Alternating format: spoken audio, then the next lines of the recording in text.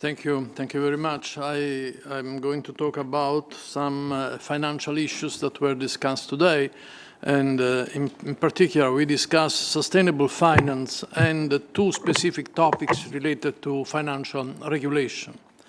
On sustainable finance, the discussion concerned the work plan of the Sustainable Finance Study Group, which we decided to reactivate in our February meeting, and which is co-chaired by China and the United States.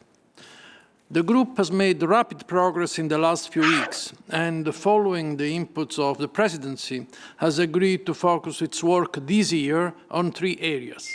The first is sustainability reporting. The second is related to the metrics for classifying and verifying investment sustainability. Think about the EWG metrics. And the third concerns how to enhance the contribution of international financial institutions to the goals of the Paris Agreement. In addition, the group will develop a multi-year roadmap on sustainable finance to address the most pressing issues relating to sustainable development. This will help in prioritizing its activity, which will initially be focused on climate, but will be subsequently looking at sustainability more broadly.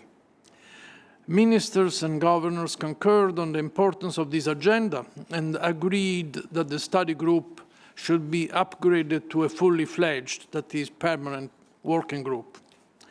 As regards financial regulation, we discussed today two documents submitted to us by the Financial Stability Board. The first is a report on the COVID-19 support measures and the main issues concerning their future evolution. And the final evolution report is the second on the effects of too-big-to-fail reforms. The first report shows that in the current and still uncertain circumstances, on which Minister Franco just briefly commented, most of the COVID-19 support measures remain in place, and their withdrawal is generally not imminent. Authorities tend to view the potential risks to financial stability arising from the early removal of support measures as significant and as being greater than those associated with a late withdrawal. That was really emphasized in the discussion. And we, ministers and governors, share the main message of the report, which is that the persisting uncertainty over the evolution of the pandemic and the uneven pace of the recovery across countries call for a state contingent and data-driven approach when deciding whether to adjust or end the support measures.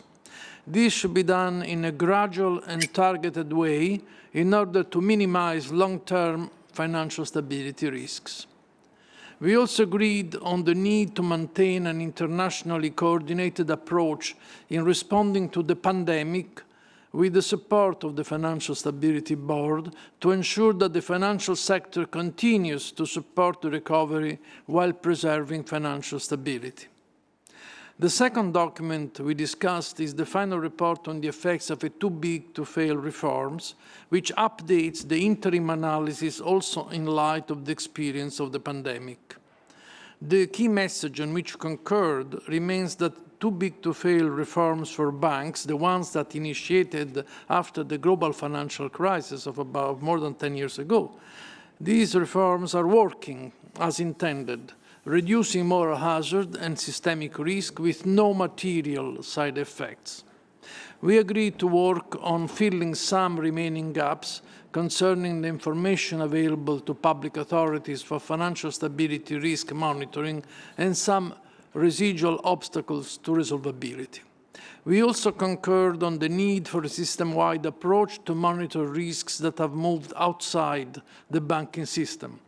We are therefore committed to strengthening the resilience of non-bank financial intermediation, building upon the Financial Stability Board's holistic review of 1 year ago, of the March 2020 turmoil, and on the further work that the FSB will conduct under the Italian G20 presidency and beyond. And now we are ready to take your questions. Thank you.